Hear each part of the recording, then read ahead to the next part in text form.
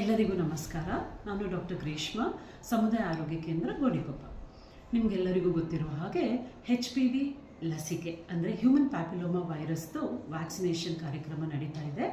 ಇದನ್ನು 1/3/2011ರಿಂದ 28/2/2012 ನಡುವೆ ಜನಿಸಿದ ಹೆಣ್ಣು ಮಕ್ಕಳಿಗೆ, ಅಂದರೆ 14 ವರ್ಷ ತುಂಬಿರಬೇಕು, 15 ವರ್ಷ ಒಳಪಟ್ಟಿರಬೇಕು, ಅಂಥ ಹೆಣ್ಣು ಮಕ್ಕಳಿಗೆ ಕೊಡಲು ಸರ್ಕಾರಿ ಮಾರ್ಗಸೂಚಿಗಳ ಪ್ರಕಾರ ಲಸಿಕೆ ನೀಡಲಾಗುತ್ತಿದೆ. ಗರ್ಭಕೋಶದ ಕಂಠದ ಕ್ಯಾನ್ಸರ್ ತಡೆಗಟ್ಟಲು ಇದು ಸುರಕ್ಷಿತ ಹಾಗೂ ಪರಿಣಾಮಕಾರಿ ಲಸಿಕೆಯಾಗಿದೆ.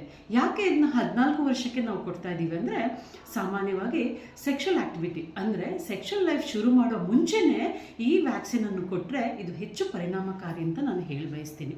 ಇನ್ನೊಂದು ನಿಮಗೆ ಏನು ಹೇಳ್ತೀನಿ ಅಂದರೆ, ಇವಾಗ ನಮ್ಮ ಸರ್ಕಾರ ನಿಮಗೆ ಉಚಿತವಾಗಿ ಈ ಲಸಿಕೆಯನ್ನು ನೀಡಲಾಗುತ್ತಿದೆ ಅವರಿಂದ. ಆದರೆ ಮುಂಚಿಂದನೇ ಇದು ಪ್ರೈವೇಟ್ ಆಸ್ಪತ್ರೆಗಳಲ್ಲಿ ಕೊಡ್ತಾ ಬಂದಿದ್ದೀವಿ. ಅದಕ್ಕೆ ಒಂದು ಡೋಸಿಗೆ 3,000ದಿಂದ 4,000 ರೂಪಾಯಿ, ಅದಕ್ಕಿಂತ ಜಾಸ್ತಿನೂ ಇರ್ಬೋದೇನೋ. ಬಟ್ ಇದು ಉಚಿತವಾಗಿ